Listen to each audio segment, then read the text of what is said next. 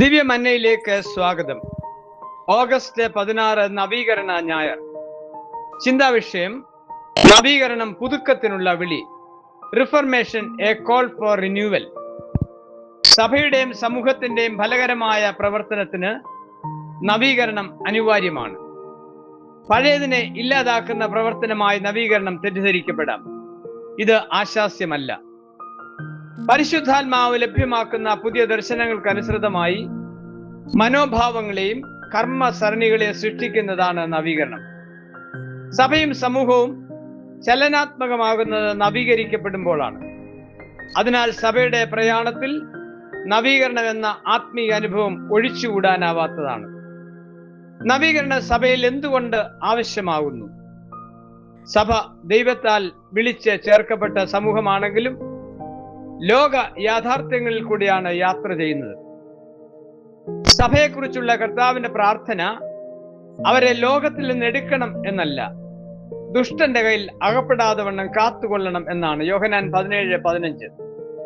സഭയുടെ ലോക യാത്രയിൽ ലോകം സഭയിലേക്ക് കടന്നു വരാൻ സാധ്യതയുണ്ട്. ഇത് സഭയുടെ ദർശനം ദുർബലമാക്കും. ഈ സാഹചര്യത്തിൽ ദൈവസഭയ്ക്ക് നൽകുന്ന ദിവ്യ ഔഷധമാണ് നവീകരണം. ഈ അനുഭവം സഭയെ ശക്തീകരിക്കും. ഇതിനെ ദൈവിക ഇടപെടൽ എന്ന് വിശേഷിപ്പിക്കാം. യിരെമ്യാവിനെ ദൈവം വിളിച്ച് നിയോഗം നൽകുമ്പോൾ പറയുന്നത് തെറ്റായ ഘടനകളെ മാറ്റി പുതിയവ സൃഷ്ടിക്കണം എന്നാണ്. യിരെമ്യാവ് 1:10. ഇത് വ്യക്തമായ ഒരു നവീകരണ പ്രക്രിയയായിരുന്നു. ഇതിലൂടെ കടന്നുപോകുന്ന സഭ സ്വർണം പോലെ തിളക്കമുള്ളതാകും. ഈ ദിവ്യാനുഗ്രഹം പ്രാപിക്കുവാൻ ആത്മാർത്ഥമായ സമർപ്പണവും വിശാലമായ കാഴ്ചപ്പാടും ഉണ്ടാകണം. നവീകരണം പ്രത്യേക മേഖലകളെ ലക്ഷ്യമാക്കിയുള്ള പ്രവർത്തനമല്ല, സമഗ്ര മേഖലകളെയും അത് സ്പർശിക്കുന്നതാകണം. അവിടെ സൃഷ്ടിക്കപ്പെടുന്ന ചലനങ്ങൾ സമൂഹത്തെ രൂപാന്തരപ്പെടുത്തുവാൻ പര്യാപ്തമാകണം. ആഗോള സഭയുടെ ചരിത്രത്തിലെ നവീകരണങ്ങൾ ലോകത്തിന്റെ ഗതിവിഗതികളെ ശക്തമായി സ്വാധീനിച്ചിട്ടുണ്ട്. അതിനാൽ ലോകത്തിന്റെ ആത്മീയ ഭൗതിക തലങ്ങളെ പ്രദീപ്തമാക്കാൻ നവീകരണത്തിന് കഴിഞ്ഞിട്ടുണ്ട്. ഭൗതികതയും ആത്മീയതയും ഒരു നാണയത്തിന്റെ രണ്ടു വശങ്ങൾ പോലെ പരിരക്ഷിക്കപ്പെടേണ്ടതാണ്. വിശാലമായ ഈ കാഴ്ചപ്പാട് ലഭ്യമാകുന്നത് നവീകരണ ചിന്തകളിൽ കൂടെയാണ്. രൂപാന്തരത്തിന് മനസ്സില്ലാത്ത മനുഷ്യന് സുന്ദരമായ ജീവിതവും ലോകവും നഷ്ടമാകും. ഈ ദുസ്ഥിതിയിൽ നിന്നും നമ്മെ സംരക്ഷിക്കുന്നത് നവീകരണ ചിന്തകളാണ്. നവീകരണ ഞായർ സഭ ആചരിക്കുമ്പോൾ ജീവിത ചിന്തകൾ അർത്ഥമാക്കുന്നു. വേദഭാഗങ്ങൾ ഇതുമായി ബന്ധപ്പെട്ടതാണ്. ഒന്നാം പാഠഭാഗം 2 രാജാക്കന്മാർ 21:1-6 വരെ. യഹൂദ്യയിലും യെരുശലേമിലും വരുത്തുന്ന മാറ്റങ്ങളെ കുറിച്ചുള്ള വിവരണങ്ങളാണ് വേദഭാഗം. തെറ്റായ ആചാരങ്ങളെയും പ്രതിഷ്ഠകളെയും അവിടെ നിന്നും മാറ്റി ലഭ്യമായ ദൈവവചനം ജനങ്ങളെ വായിച്ച് കേൾപ്പിച്ചു. ഒരു പുതിയ സമൂഹ സൃഷ്ടി അവിടെ ആരംഭിക്കുന്നു. രണ്ടാം പാഠഭാഗം തീത്തോസ് 3:3-8 വരെ. വിശ്വാസത്താൽ രക്ഷിതരായ വിശ്വാസ സമൂഹം എപ്രകാരമാകണമെന്ന് വേദഭാഗത്ത് വിവരിക്കുന്നു. അവിടെ ജീവിത ശൈലികളിൽ വരേണ്ട രൂപാന്തരത്തെക്കുറിച്ച് പ്രത്യേകമായി പറയുന്നു. ലേഖനഭാഗം റോമർ 11:1-6 വരെ. ദൈവജനത്തെ തള്ളിക്കളയാത്ത ദൈവം അവിടുത്തെ സ്നേഹം പ്രകടമാക്കുന്നു. ഇത് വിശ്വാസികൾ തിരിച്ചറിയണം. പുതുമയുള്ള ജീവിതത്തിനായി ദൈവം നമ്മെ വിളിച്ചിരിക്കുന്നു. സുവിശേഷ വേദഭാഗം വിശുദ്ധ ലൂക്കോസ് 5:36-39 വരെ. യേശുവിന്റെ വളരെ ശ്രദ്ധേയമായ 2 ചെറിയ ഉപമകളാണ് വേദഭാഗത്ത് പരാമർശിക്കുന്നത്. വളരെ ചുരുങ്ങിയ വാക്കുകളിൽ കൂടെ ആഴമായ അർത്ഥം ഈ ഉപമകൾ പങ്കിടുന്നു. പഴമയും പുതുമയും അതിന്റെ പ്രത്യേകതകളും ഇതിൽ യേശു ഭംഗിയായി വിവരിക്കുന്നു. ഇത് ആകർഷകവും കേൾവിക്കാരിൽ പുതിയ ചിന്തകൾ ഉണർത്താൻ പര്യാപ്തവുമായിരുന്നു. പഴയ വസ്ത്രത്തോട് പുതിയ വസ്ത്രം ചേർത്ത് തുന്നുന്നതിനെ കർത്താവ് പരാമർശിക്കുമ്പോൾ സങ്കുചിതമായ യഹൂദ പ്രമാണങ്ങളോട് തന്റെ പുതുമയുള്ള ആശയങ്ങൾ ചേർക്കുവാൻ കഴിയുകയില്ല എന്ന സന്ദേശമാണ് നൽകുന്നത്. പുതിയ ചിന്തകളെ അതിന്റെ പൂർണ്ണമായ അർത്ഥത്തിൽ സ്വീകരിക്കുമ്പോൾ അത് നന്മയായിത്തീരും. ഇതേ ആശയമാണ് പുതിയ വീഞ്ഞ് പഴയ തുരുത്തിയിൽ പകരുന്നതിനെ കുറിച്ചും പറയുമ്പോൾ അർത്ഥമാക്കുന്നത്. കർത്താവ് വെളിപ്പെടുത്തുന്ന പുതുമയുള്ള ചിന്തകളെ പുതുപ്പിക്കപ്പെട്ട മനസ്സോടെ സ്വീകരിക്കണം. അത് അനുഗ്രഹ കാരണമായി തീരും. യേശു ഇവിടെ വെളിപ്പെടുത്തുന്നത് നന്മയും അനുഗ്രഹവും പ്രദാനം ചെയ്യാത്ത കാര്യങ്ങളെ ഉപേക്ഷിച്ച് പ്രയോജനമുള്ള പുതിയ ആശയങ്ങളെ സ്വീകരിക്കണം എന്നാണ്. നവീകരണം പുതുക്കത്തിനുള്ള വിളി എന്ന ചിന്താവിഷയം കർത്താവ് പറഞ്ഞ ഉപമകളുമായി വളരെ ബന്ധപ്പെട്ടതാണ്. സത്യ സുവിശേഷത്തിന്റെ വെളിച്ചത്തിൽ മലങ്കരയിൽ ഉണ്ടായ നവീകരണം സഭയെ ഒരു പുതിയ ദിശയിലേക്കാണ് നയിച്ചത്. പുതിയ ദർശനത്തിന് വിധേയമായ സഭയിൽ സമൂലമായ മാറ്റം സംഭവിച്ചു. ഇത് ദൈവത്തിന്റെ ദിവ്യമായ പ്രവർത്തനമായി നാം മനസ്സിലാക്കുന്നു. ഇപ്രകാരം രൂപാന്തരപ്പെടുത്തുന്ന ദൈവ മുമ്പിൽ നമ്മെ സമർപ്പിക്കുമ്പോഴാണ് നാം അനുഗ്രഹീതരാകുന്നത്. നവീകരണത്തിന്റെ വേദപുസ്തക അടിസ്ഥാനവും അത് നൽകുന്ന ചിന്തകളും വളരെ പ്രസക്തമാണ്. അവയെ കേന്ദ്രീകരിച്ചാണ് നവീകരണം നിർവചിക്കപ്പെടുന്നത്. ഒന്ന്, നവീകരണത്തിന്റെ തിരുവചന അടിസ്ഥാനം. തിരുവചനത്തിൽ നവീകരണത്തിന്റെ ചരിത്രം വ്യക്തമായി ആലേഖനം ചെയ്തിട്ടുണ്ട്. മുഖ്യമായ 4 നവീകരണ ചരിത്രങ്ങൾ പഴയ നിയമത്തിൽ ശ്രദ്ധേയമാണ്. ഒന്ന്, ആസായുടെ കാലഘട്ടത്തിലെ നവീകരണം. 2, ഹിസ്കിയാവിന്റെ നവീകരണം. 3, യോശിയാവിന്റെ നവീകരണം. 4, എസ്രായുടെയും നെഹമ്യാവിന്റെയും നവീകരണം. ദൈവജനമായി വിളിക്കപ്പെട്ട ഇസ്രായേലിന്റെ ആത്മീയതയിൽ വ്യക്തമായ ചില അപജയങ്ങൾ സംഭവിച്ചപ്പോൾ അവരുടെ ജീവിതചര്യകൾ മലിനപ്പെട്ടു. ഈ സാഹചര്യത്തിലാണ് നവീകരണം സംഭവിച്ചത്. മലങ്കര സഭയുടെ ചരിത്രത്തിലും ചില വികലതകൾ ഉണ്ടായപ്പോൾ ദൈവവചനത്തിന്റെ അടിസ്ഥാനത്തിലാണ് നവീകരണ ചിന്തകൾ രൂപപ്പെട്ടത്.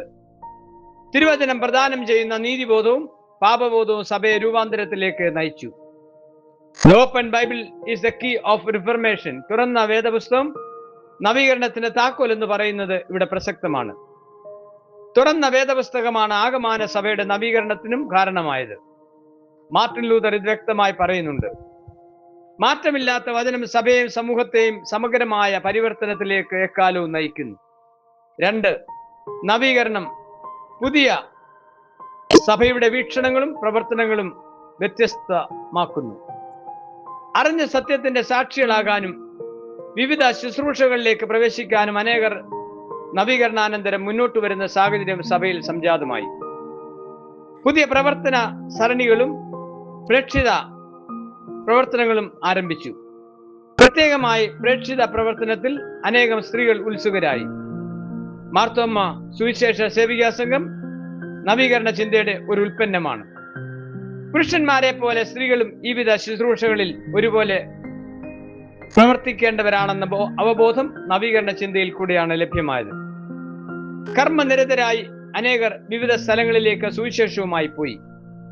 അവിടെ നിരവധി പ്രവർത്തനങ്ങൾ ആരംഭിച്ചു. പ്രത്യേകമായി വിദ്യാഭ്യാസ ആരോഗ്യ രംഗങ്ങളിലുള്ള സഭയുടെ പ്രവർത്തനം എടുത്ത് പറയത്തക്കതാണ്. ആഗോള സഭയുടെ നവീകരണ ചരിത്രം ഇപ്രകാരമാണ്. നവീകരണം സൃഷ്ടിച്ച അലയടികൾ ലോകത്തിന്റെ ഘടനയിൽ തന്നെ മാറ്റം വരുത്തി. യേശു ലോകത്തിന്റെ രക്ഷകൻ എന്ന വിശ്വദർശനം പൂർണ്ണമായ അർത്ഥത്തിൽ ലഭ്യമായത് സഭയിൽ ഉണ്ടായ നവീകരണം മൂലമാണ്. പ്രതിഫലേച്ഛ കൂടാതെ സേവനങ്ങൾക്ക് സന്നദ്ധരായ അനേകരെ നവീകരണം സംഭാവന ചെയ്തു. സുവിശേഷം പങ്കിടുന്നതിനെ കുറിച്ചുള്ള ആത്മഭാരം അനേകരിൽ ഉളവായി. മലങ്കര സഭയിലെ നവീകരണ ചരിത്രത്തിൽ ഈ വസ്തുത വ്യക്തമായി കാണാം. പുതിയ ഉണർവിന് നവീകരണം കാരണമായി. ആത്മീയ സംഗമങ്ങളുടെ റാണി എന്നറിയപ്പെടുന്ന മാരാമൺ കൺവെൻഷൻ ഇതിന് ഉദാഹരണമാണ്. പ്രസംഗം പ്രവൃത്തി പദത്തിൽ എത്തിക്കുന്നതിനുള്ള അവസരം മാരാമൺ കൺവെൻഷൻ ഒരുക്കി. അവിടെ നിന്ന് ഉയർന്ന ആഹ്വാനങ്ങളും പ്രചോദനങ്ങളും നിരവധി പ്രസ്ഥാനങ്ങളുടെ ആരംഭത്തിന് കാരണമായി. അശരണർക്ക് അത്താണിയായി മന്ദിരങ്ങൾ സ്ഥാപിതമായി. കുമ്പനാട് മന്ദിരത്തിന്റെ നാമം മാരാമൺ കൺവെൻഷൻ ധർമ്മഗിരി മന്ദിരം എന്നാണ്. സുവിശേഷ വെളിച്ചവുമായി അനേകർ വിവിധ സ്ഥലങ്ങളിലേക്ക് പോയി. അവിടെ പകർന്ന വെളിച്ചം അനേകർക്ക് ആശ്വാസമായി. ഇപ്രകാരം നവീകരണം സൃഷ്ടിച്ച ചലനങ്ങളും തുടർ ചലനങ്ങളും സഭയെ ശ്രദ്ധേയമാക്കി. ഞാൻ സകലവും പുതുതാക്കുന്നു, വെളിപ്പാട് 21:5 എന്ന വെളിപ്പാട് പുസ്തകത്തിന്റെ ദർശനം അന്വർത്ഥമാകുന്നത് നവീകരണത്തിൽ കൂടിയാണ്. അതിനാൽ മുന്നോട്ടുള്ള യാത്രയ്ക്ക് പ്രേരകമാകുന്ന അനുഗ്രഹമാണ് നവീകരണം. ഇത് മനസ്സിലാക്കിയ സഭ തീർത്ഥാടകരെ പോലെയാണ്. ലക്ഷ്യം മാത്രം മുന്നിൽ കണ്ടുകൊണ്ട് യാത്ര ചെയ്യുന്നു. സമൂഹത്തെ അധമമാക്കുന്ന അന്ധവിശ്വാസങ്ങളും അനാചാരങ്ങളും തെറ്റായ വിശ്വാസങ്ങളും ഉന്മൂലനം ചെയ്യുന്നതിൽ നവീകരണത്തിന്റെ സംഭാവന നിസ്തുലമാണ്. ഇതിൽ നവീകരണ സഭ പ്രകടമാക്കിയ ആർജവത്വം ശ്രേഷ്ഠമായിരുന്നു. ഇത് സമൂഹത്തെയും ഇതര മതചിന്തകളെ സ്വാധീനിക്കാൻ പര്യാപ്തമായിരുന്നു. സാമൂഹിക പരിവർത്തനത്തിന് ഇത് പ്രേരകമായി എന്ന് ഇതര മതസ്ഥരായ ചരിത്രകാരന്മാർ സാക്ഷിക്കുന്നുണ്ട്. നവീകരണത്തിലൂടെ തള്ളിക്കളഞ്ഞവയുടെ സ്ഥാനത്ത് നന്മകളും പുത്തൻ ചിന്തകളെയും ഉൾപ്പെടുത്താൻ കഴിഞ്ഞു എന്ന വസ്തുത വളരെ പ്രാധാന്യമുള്ളതാണ്. നവസമൂഹത്തിന്റെ പ്രയാണം ഫലകരമാകുവാൻ വിശ്വാസ സമൂഹത്തിന്റെ പിന്തുണ അനിവാര്യമാണ്.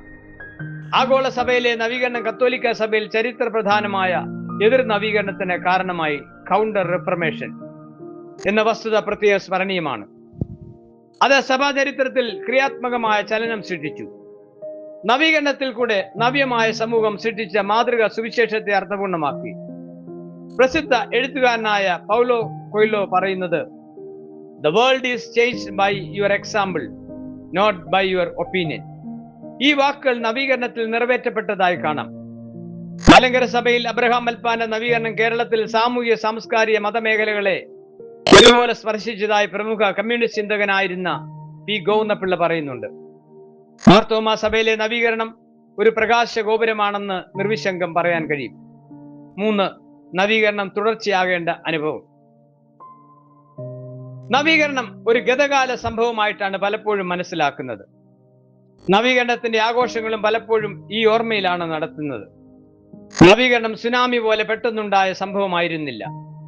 ദീർഘമായ നാളുകളുടെ അന്വേഷണങ്ങളും പഠനങ്ങളും പരിശുദ്ധാത്മാവിന്റെ ദിവ്യാനുഗ്രഹങ്ങൾ ഒന്നുചേർന്നപ്പോൾ സഭ വ്യത്യസ്തമായ പാതയിൽ കൂടെ യാത്ര ചെയ്താണ് നവീകരണം.